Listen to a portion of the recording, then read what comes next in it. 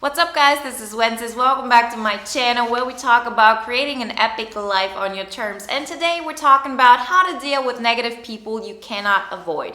You know, most of the time I say run, don't walk away from situations and people who make you feel like this. But you know, the reality is a little different sometimes. Sometimes you do not want to change your job just because there's a coworker who's really annoying you, or you have a family member that you have a really difficult situation with and you don't want to cause a huge family drama. So today we're talking about the 5 biggest mistakes most people do when dealing with negative people you cannot avoid. By the way, I just got back from Madrid. We went on an apartment hunting trip, and so over 20 apartments. You can see the highlights in my Instagram highlights because I won't be making an extra video on that, but I'm really happy with the result, and hopefully by September I'll be recording from there. So now let's get into it. The first biggest mistake that most people do is walking on eggshells or trying to be invisible. I think that's the one people do the most, and that's the one I kept on doing for the longest time because it kind of helped me keep my head over water. I was surviving. I was not thriving, but I was surviving. And those are mechanisms I learned in childhood.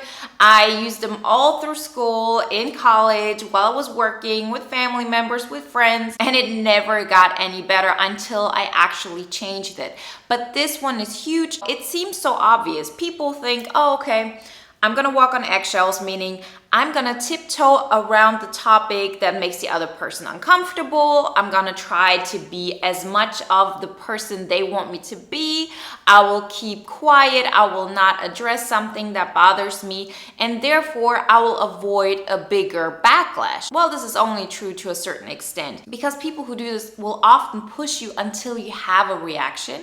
Because one of the main reasons people do this is because they want to know your boundaries. See, all of those things happen on a subliminal level, on an unconscious level, but people do not know what you're about when you do not show your boundaries. And so you will not avoid this backlash. You might kind of push it to the side, but it will probably aggravate the other person even more, and you will get it at some point. Besides that, the fact that you're walking on eggshells or trying to be invisible, that in itself is a situation you should never accept of yourself. I think I was 27 or 28 when I said this is going to be one of my key rules in life. I will not walk on eggshells ever again because it caused me to withdraw so much from life. I tried to do everything perfect and then realized, well, you know, you can do everything you think the person wants you to be, and you will still not be enough. And that, of course, addresses a much bigger problem, which is that I was not standing up for myself. And today we're gonna talk about how to manage that without really destroying the relationship,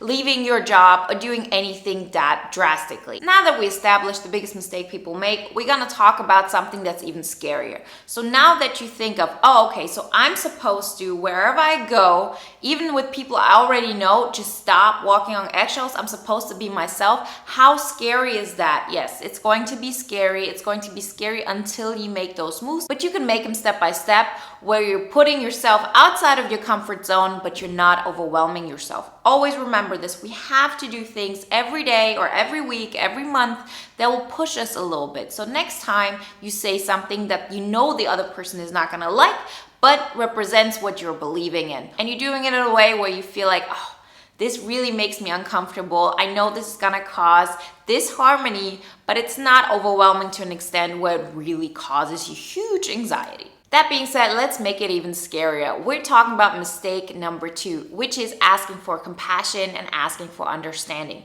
Huge mistake. Huge mistake. You might think, well, aren't we all people? Doesn't everybody want harmony? Doesn't everybody want to have a good communication? Why isn't it helpful that I address my fear, my feelings with the person that I have a problem with? Well, in general, there's nothing bad about it, but there's one key point that most people completely neglect, and that one makes the huge difference, which is, are you being compassionate towards yourself? Are you being understanding of yourself? And I can tell you, most people who get in a situation where they ask for compassion or understanding from the other person, they do not feel this for themselves. And they don't stand up for that. Let me give you an example. Let's say you're at work and you're somebody who really cherishes harmony. You want it to be quiet, you don't like conflict, and for you it's super important that people around you are positive. And then you have this one coworker who's always negative, who's always putting down people, people and who's talking negative about your work. Well, you already tried the walking on eggshells thing. You realize, oh, hopefully they're not gonna pick on me. That's at least how I can avoid the biggest backlash. But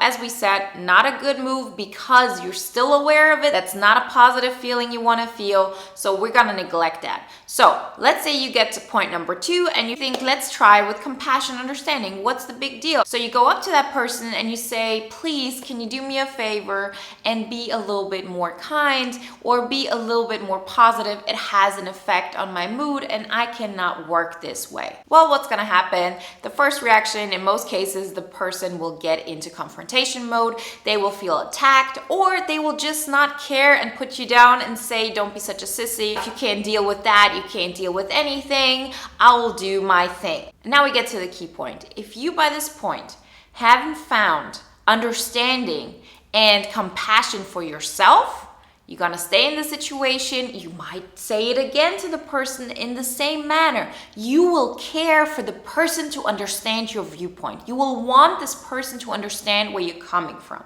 And that in itself is the vicious circle. You do not need the other person to understand where you're coming from. You do not need the other person to have compassion for you. If you have understanding for yourself, if you have compassion for yourself, you're not gonna care if that person understands. Yes, it will be nice. You will do something for the harmony of the place. But the first thing is that you're gonna do something that will make that situation stop. And only then, if you feel like it, you're gonna care if the person understands you. It's very, very important to understand this point.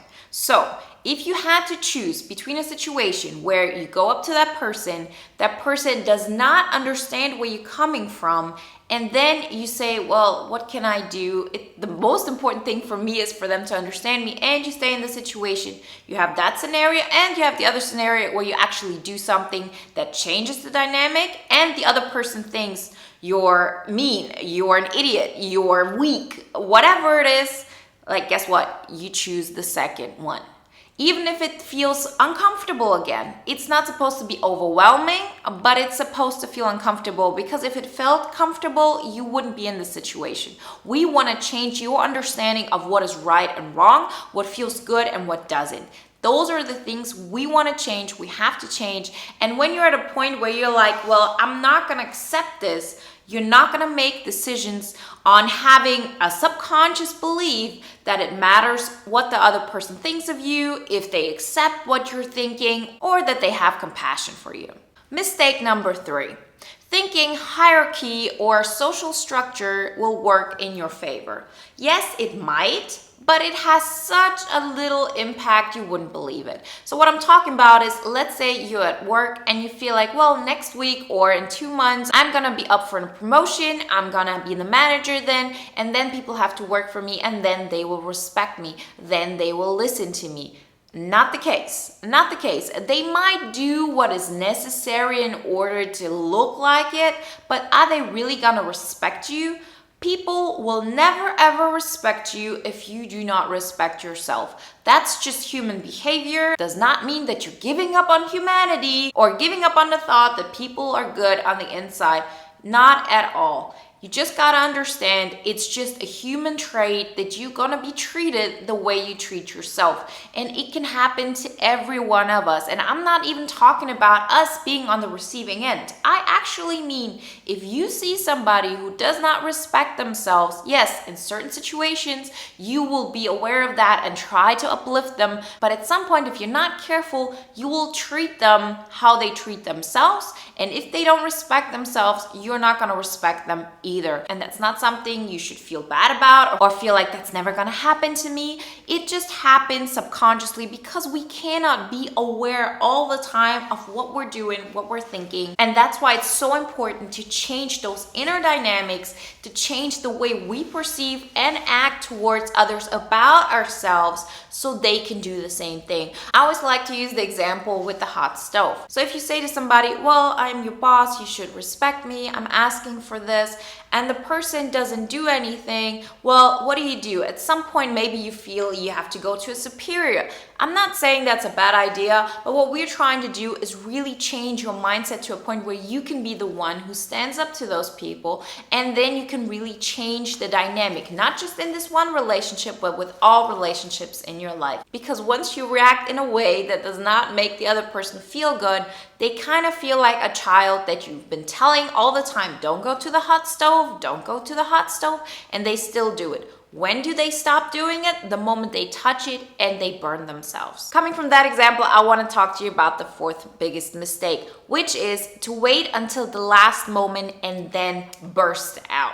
You know, that's the kind of situation that we talk about with the stove. That's the kind of situation where we talk about the person who's always shy and doesn't say anything and just gets triggered and triggered and triggered. You know, those are the dangerous situation. I do not want to be the person that gets pushed so much that at some point I'm just gonna be vicious. I don't like feeling like this. I don't want to be pushed to that side. But if you feel, oh, it wasn't my fault, people kept messing with me and I just had to do this. Yes. Please, at some point, it's better for you to let it out than keep it in, because at some point you're just gonna have a mental breakdown. But we don't want us to get this far. It's not necessary.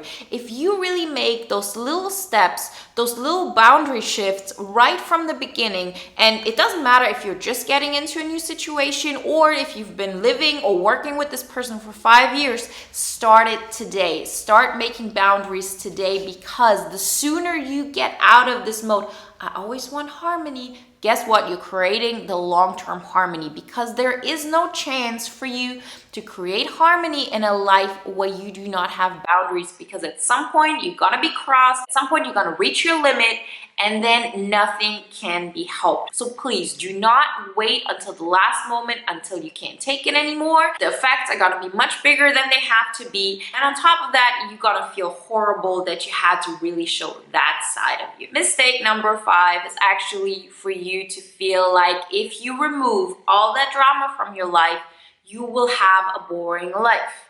That was me on so many levels, and it's just ridiculous how obvious it was, and I didn't want to see it.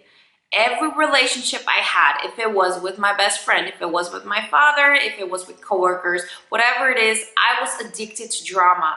And not in a way of, oh, ratchet TV kind of drama, I'm gonna throw drinks. I actually was very, very harmonious. I was the one who didn't say anything. I was always kind and polite and, didn't do anything about it. But guess what? I always had some kind of person in my life that was acting out, that did any kind of drama. If it was somebody who had ups and downs, if it was somebody who was always nagging somebody, even if I wasn't involved, it was a theme that I always had going on. So look in your life. Do you have any kind of relationships, not even maybe you with that person, but that you say, well, I'm at work and there's this couple over there, maybe even coworkers. I'm not saying they have to be in a relationship, and they always fight in front of you. If you look throughout your day or throughout your week, you have situations like this. If you have that, guess what? You have some kind of addiction to that. And most of the times it's because it mirrors something that you experienced in childhood, just kind of, let's say, parents fighting or siblings fighting, and that feels like home. And if you're being honest with yourself, if you would say, well, if I didn't have that, if I only had peace and harmony and everything being quiet, I would be bored out of my mind. Well, that's a mistake in thinking, because once you create this peace and harmony and you're okay with that, first off, you overcome childhood trauma, and at the same time, you have enough energy to create a life on your terms, a business maybe, or to say now you really want to step up your game and go for the next thing. Most of the time, we're so focused on this drama that is going on around us that we're so overwhelmed that we can't see what the next step would be that would improve our life on our terms, and we would feel better. So go over them. See if you're making any of these 5 mistakes. And what we gotta do is we gotta talk about the 5 steps you can take next time to actively overcome the situation. I really hope that helped you. Let me know in the comments what you think. Give this video a thumbs up and subscribe if you like it. And I talk to you next time. Bye.